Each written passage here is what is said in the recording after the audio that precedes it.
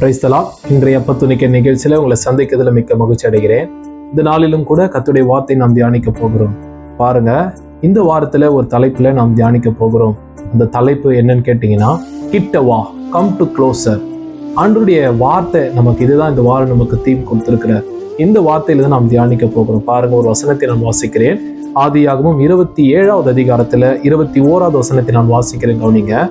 அப்பொழுது ஈசாக்கு யாக்கோபை நோக்கி, என் மகனே, நீ என் குமாரனாகிய ஏசாதானோ அல்லவோ என்று நான் உன்னை தடவி பார்க்கும்படி கிட்ட வா என்றான்.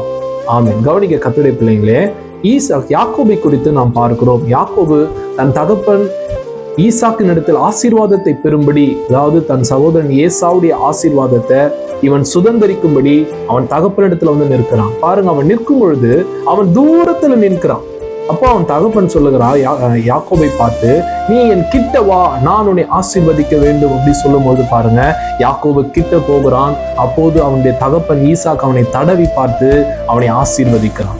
பாருங்க கர்த்தருடைய ஜனமே, இந்த வசனத்துக்கு நாம் என்ன விளங்கி கொள்கிறோம் கேட்டீங்கன்னா, நாம் அநேக நேரத்துல கர்த்தரிடத்துல ஆசீர்வாதத்தை பெற்றுக்கொள்ள நாம் விரும்புகிறோம், ஆசைப்படுகிறோம். ஆனா இந்த யாக்கோபை மாதிரி தான் நாம ரொம்ப தூரத்துல நிற்கிறோம். பாருங்க, அவன் எவ்வளவு தன் தகப்பனிடத்துக்கு ஆசீர்வாதத்தை பெற்றுக்கொள்ளும்படி வந்து அவன் தூரத்துல நின்று கொண்டிருந்தான். அதே போல இன்னைக்கு நாம கூட ஆண்டவராகிய இயேசு கிறிஸ்துவிடத்துல நாம் வந்துட்டோம்.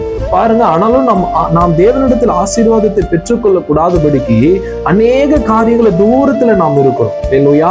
அப்போ இன்னைக்கு ஆண்டவர் என்ன சொல்றாருன்னா, நீ என் கிட்ட வா, நான் உன்னை ஆசீர்வதிக்கிறேன். நீங்க கேட்கலாம், நான் எதுலலாம் நான் தூரமா இருக்கிறேன் நீங்க கேட்டீங்கன்னா, நீங்க பாருங்க, நீங்க ஜப வாழ்க்கையில நீங்க ரொம்ப தூரத்துல இருக்கிறீங்க.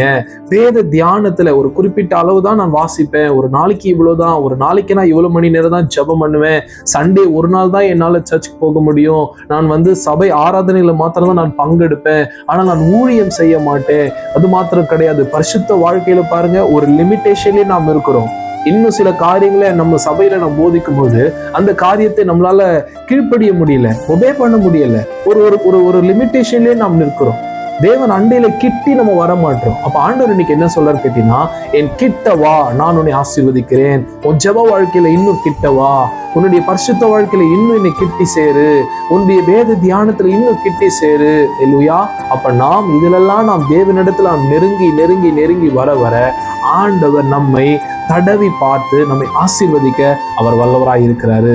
அதனால ஆசீர்வாதத்தை பெற்றுக்கொள்ள விரும்புகிற கர்த்தருடைய பிள்ளைகளே, நீங்க தேவன் அண்டையில கிட்டி சேருங்க.